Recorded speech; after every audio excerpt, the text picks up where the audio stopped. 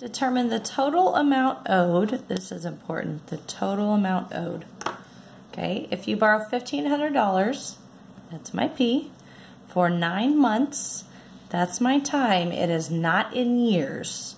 So there are 12 months in a year, so 9 out of 12. Fortunately for us, if I did Tybo, a 9 out of 12, that's going to be 0.75. So I can use 0.75 for T instead of a fraction. Guys, if this gets you a repeating decimal over here, you cannot use the decimal. You have to leave it as a fraction and multiply with fractions, okay? If it does get you a decimal, that terminates, it ends, it doesn't repeat, you can most definitely use that instead of the fraction. And then my rate as a decimal is 0.085. So let's plug in I equals PRT. I'm looking for my I, my interest. The principal was $1,500. The rate was 0.085, and the time was 0.75. So we changed the fraction to a decimal. Now we're going to multiply. I'm just going to go straight across. 15 times 0.085. 1,500 times 0.085. 5 times 0 is 0. 5 times 0 is 0. 5 times 5 is 25. 5 times 1 plus 2 is 7. Add a 0. 8 times 0 is 0. 8 times 0 is 0. 8 times 5 is 40. 8 times 1 plus 4 is 12. Add down. And I get 127,500, and I'm going to move my decimal point 3 times. Okay, so I'm going to go ahead and just drop these trailing zeros off. So I'm going to count that as 127.5. Okay, so now this is 127.5, and I need to multiply that by 0.75. So I'm going to come over here and do that.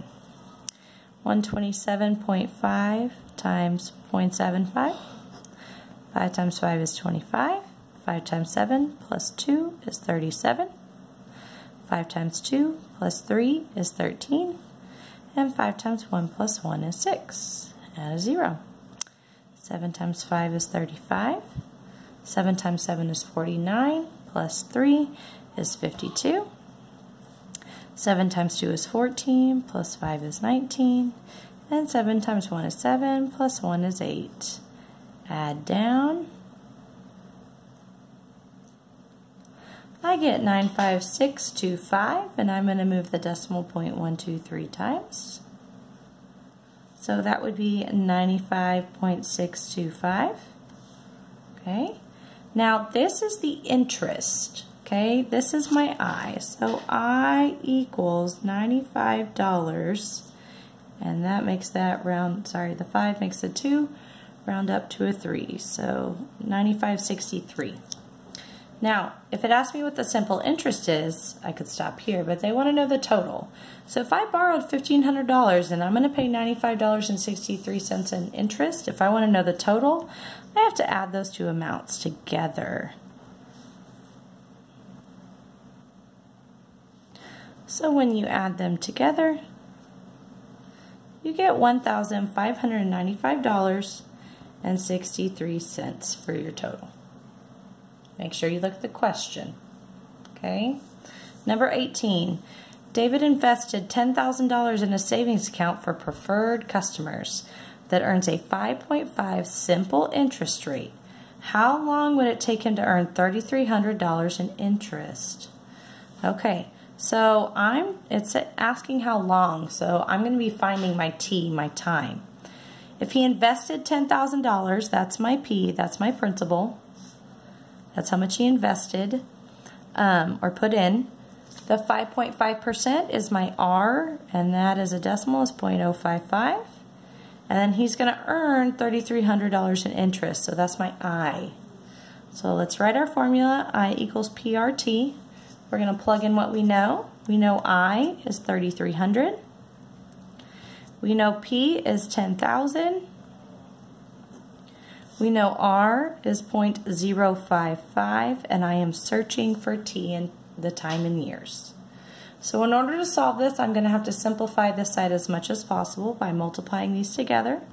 So I'm going to do 10,000 times 0.055. I'm sorry, 5 times 0 is 0. 0, 0, 0, 5.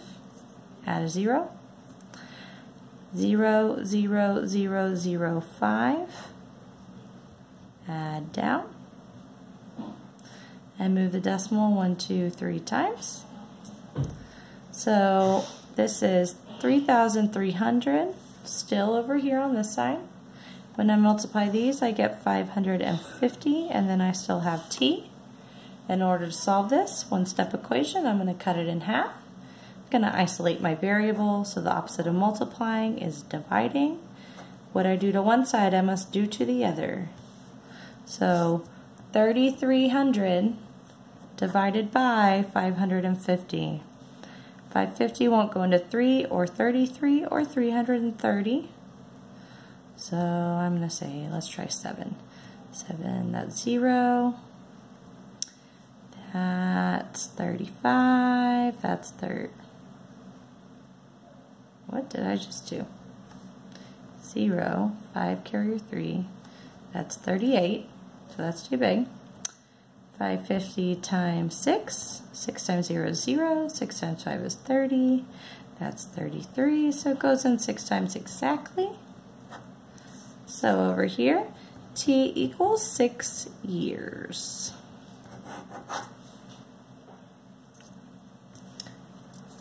Alright, the last two on here are our compound interest problems, the ones you get to use a calculator on. So remember that formula for compound interest is A equals P times, and in parentheses, 1 plus R to the power of T. Okay, so Michelle invested $7,000, that's my P, my principal, at an interest rate of 5.2%. That's R as a decimal, that's 0.052. What is the account balance after 9 years? Thank goodness they gave us a year, so that's my T. So let's plug in what we know. The principal is $7,000. And then I have 1 plus R. R is 0.052 to the power of T, which is 9. Now we have to follow our PEMDAS. According to PEMDAS, parentheses comes first, so I'm going to add those together. When I do that, I get 1.052 to the 9th power.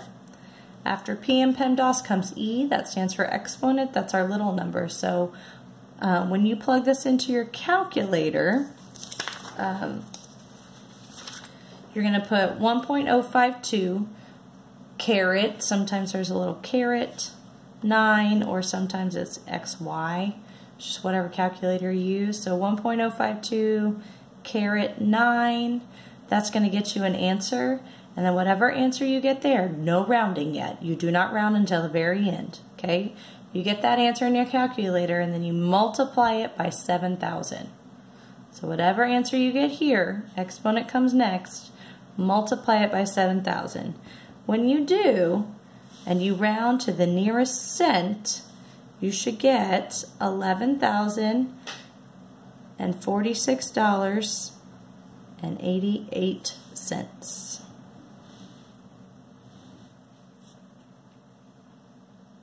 And last one, Emily won $450. That's my B, my principal, and the school raffle. If she deposits her money into an account that will compound the amount annually at an interest rate of 6%, that's my R, that's 0.06.